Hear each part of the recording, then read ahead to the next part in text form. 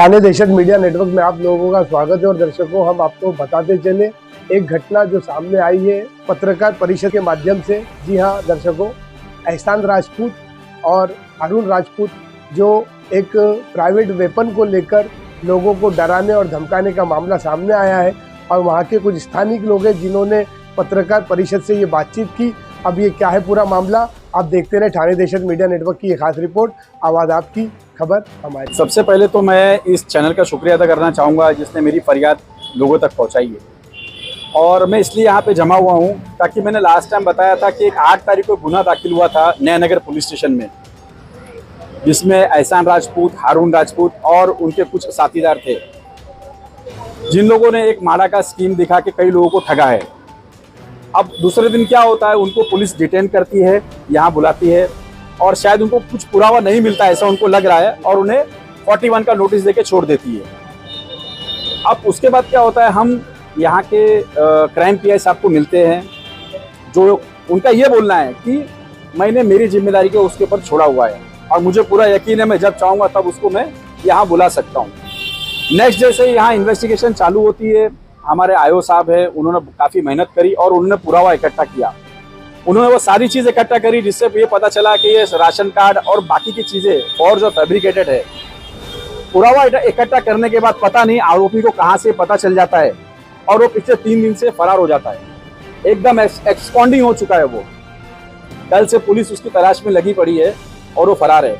और आज ये भी पता चला है कि उसने कोर्ट में जाके इंटरिम के लिए अप्लाई किया था, जिसकी वजह से उसका वो इंटरिम भी रिजेक्ट हो गया है।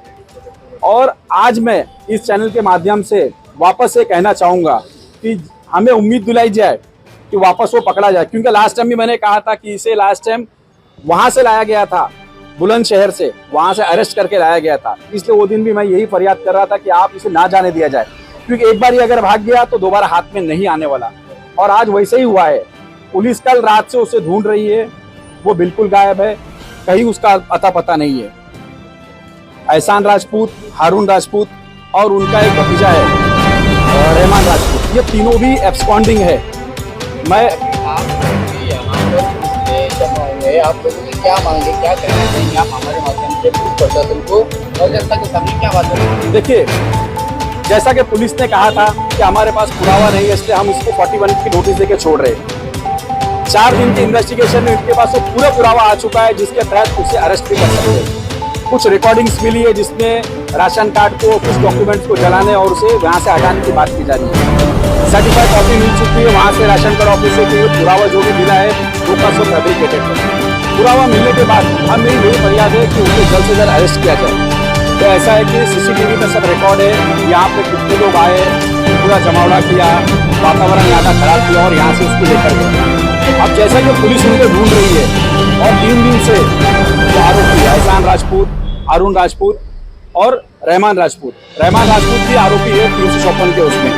ये तीनों 3 दिन से एक रसूखदार लेडी है, उनके बंगले के ऊपर वहाँ पे छुप के बैठे हैं। मैं इतना जानता हूँ कि जुर्म करने वाला और जुर्म को सह देने वाला उतना ही आरोपी होता है।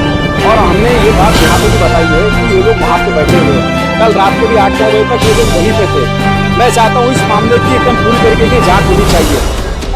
और इतना ही नहीं, ये तीनों वांटेड आरोपी है, इनको पुलिस ढूंढ रही है। जिस किसी को भी अगर ये लोग मिलते हैं तुरंत नयानगर पुलिस स्टेशन को या 112 पे इन्फॉर्म किया जाए, क्योंकि ये नहीं हम जानते कि अगला टारगेट कौन हो सकता है। आप हो सकते हो या पता नहीं आपका पड़ोसी हो सकता है। इसलिए इन लोगों से एकदम सावधान रहे और अपनी जिम्मेदारी को करें।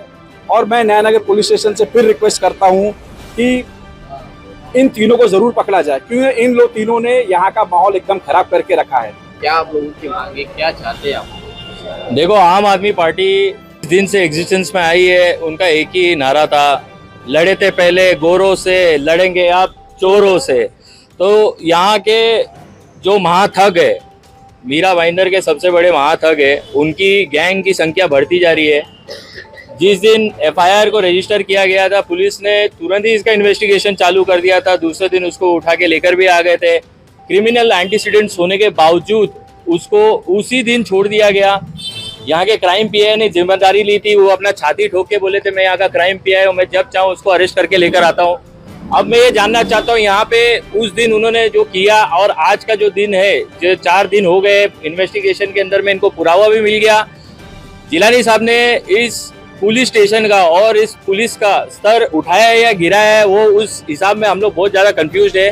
हम सीपी साहब के यहाँ भी गए थे और आज नया नगर पुलिस स्टेशन में आके हमने रिक्वेस्ट लेटर भी दिया है और आपके चैनल के माध्यम से हम बताना चाहते हैं 72 घंटे का समय दे रहे हैं। यदि अगर वो पुलिस उसको अरेस्ट करके लेकर आती है, अपनी बताती है, काबिलियत प्रूव कर पाती है तो ठीक है, नहीं तो हम इसी जगह पे धरना देंगे।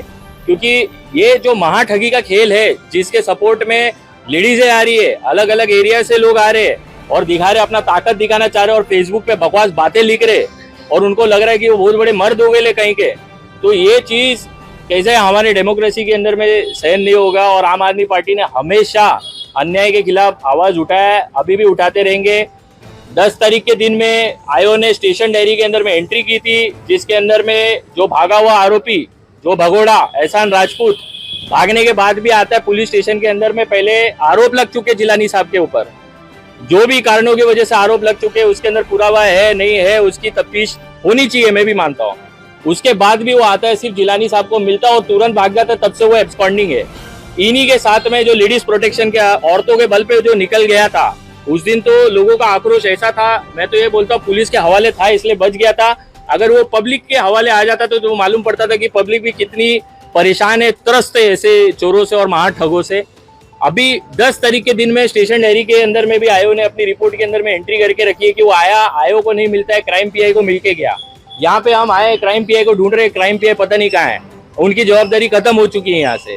तो हम देखना चाहते हैं यहाँ पे कौन जवाबदार व्यक्ति है, कौन उसको अरेस्ट करके लेकर आता है, क्योंकि उसके इतना क्रिमिनल रिकॉर्ड होने के बावजूद उसको छोड़ना बहुत बड़ी बेवकूफी थी। उसके बाद में उसके भतीजे लोग जा जाके छोटे मोटे यूट्यूब चैनल के ऊपर में वीडियो दे रहे, बाइट दे रहे, जो खुद एक वांटेड क्रिमिनल है। उसी दिन नेक्स्ट डे आया था, लेडीज के बलदुबे पे जो लेकर जाने की कोशिश किया था, उसी दिन उसके ऊपर 354 दाखिल हुआ है। 354 दाखिल होने के बाद में कुछ पत्रकार यहाँ के, मैं नाम नहीं लेना चाहूंगा क्योंकि उनका नाम लेने लायक भी नहीं है, वो लोग संरक्षण देते, वो अपने चैनल पे उसको बिठवाते और बिठवाने के बाद में उसका इंटरव्यू चलवाते और बताते पुलिस के ऊपर एलिगेशन करवा रहे। आप ये बताइए कि जिस तरह से यहाँ पर मामला दाखिल होने के बाद में उसे मौका दिया गया है और पुलिस ने ये बताया था कि हम लोग सबूत इकट्ठा कर रहे हैं, उसके खिलाफ में सफिशिएंट सबूत नहीं है, सबूत आप इकट्ठा हो चुके हैं और अब वो एब्सकॉन्डिंग हो चुका है, तो लगता है आपको कि कहीं ना कहीं पुलिस की उनकी आपस में मिली भगत है, जिसके चलते आप वो फरार होने में कामयाब हो गए। ये सवाल मुझसे अच्छा आप जनता को भी, ये जो वीडियो देख रहे हैं उनको भी ये समझ आता है कि कितनी अच्छी भूमिका रही है क्राइम पीआई की यहाँ पे और आयो की भी। यहाँ पे आयो ने वेरीफाई करने के बाद भी उसको समझ आ गया। अभी वो बस ये है कि मिल जाएगा, हम लोग पकड़ लेंगे, ऐसे पकड़ लेंगे, वैसे पकड़ लेंगे। पूरा खानदान मोबाइल ऑफ करके रखा है। पुलिस को सूचना भी मिली हुई है कि ये किसके बंगले पे रुका हुआ है, मगर इनके अंदर में उतना दम भी नहीं रहा कि जाके उसके बंगले पे रेड करे, क्योंकि भाई बंगला है, बड़े लोग है, रसूखदार लोग है, यहाँ के रसूखदार से डरते, वहां के रसूखदार से डरते और गरीबों को अंदर पकड़ के रख देते। इनका लॉकअप उससे खाली नहीं रहेगा। यहाँ पे छोटे मोटे जुर्म के अंदर में जिसको पकड़ते हैं उसके अंदर भी 7 साल से कम की सजा है, किसी को नोटिस देके छोड़ते नहीं। इस क्राइम के अंदर में 7 साल के ऊपर की सजा है, फिर भी इसको मौका दिया गया है। एमपीआईडी जैसे इतना सीरियस एक्ट लगा हुआ है इसके ऊपर में कि मौका देने के बाद में वो एंटीसिपेटरी लेने को गया। एंटीसिपेटरी जज ने तुरंत उठा के फाइल फेंक दी, बोलिए कि इंट्रीम इसमें मिल ही नहीं सकता, कैसे मांगने आए तुम? जब जज को समझ आ रहा है, सारी चीज समझ आ रही है, तो यहाँ की पुलिस को नहीं समझ आता है? क्या आप लोगों को पुलिस पर भरोसा नहीं रहा?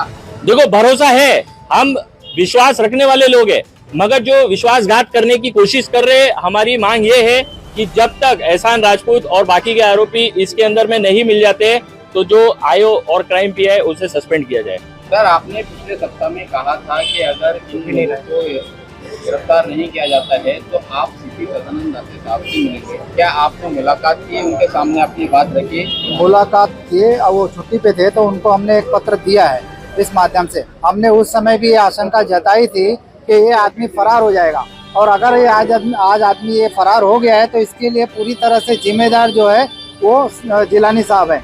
जिलानी साहब को सस्पेंड करना चाहिए जब तक वो आरोपी नहीं मिलता है तब तक, क्योंकि उस समय भी उन्होंने कहा था कि ये मेरी जिम्मेदारी पे मैं छोड़ रहा हूँ, मैं किसी का सुनने वाला नहीं हूँ। तो इस तरीके से अगर कानून के साथ खिलवाड़ होता रहेगा और इस तरीके से जो क्रिमिनल लोग हैं वो इसका फायदा किसी ना किसी पुलिस ऑफिसर के जरिए उठाते रहेंगे, क्योंकि ये बात पता चला है कि वो जो आरोपी है उसको सारी चीज़ें जानकारी मिल रही है, इसीलिए वो 3-4 दिन से गायब है। जो लोग उन्हें उनको प्रोटेक्शन देके यहाँ सर लेकर जाते थे, उन लोगों की भी इंक्वायरी होनी चाहिए, और जब तक इसके ऊपर आरोपी नहीं मिल जाता है तब तक उसको सस्पेंड करना चाहिए। इस पूरे मामले में एहसान राजपूत, हारून राजपूत जो भी ये क्राइम कर रहे हैं, इनका सरगना शाहनवाज असरार खान है, सब उन्हीं की सपोर्ट पे ये सब काम चल रहा है। और इन लोगों के पास इलीगल हथियार हैं और ड्रग्स का भी इन लोगों का बिजनेस है, ये सब उनकी सह पे ये सारे काम हो रहे हैं।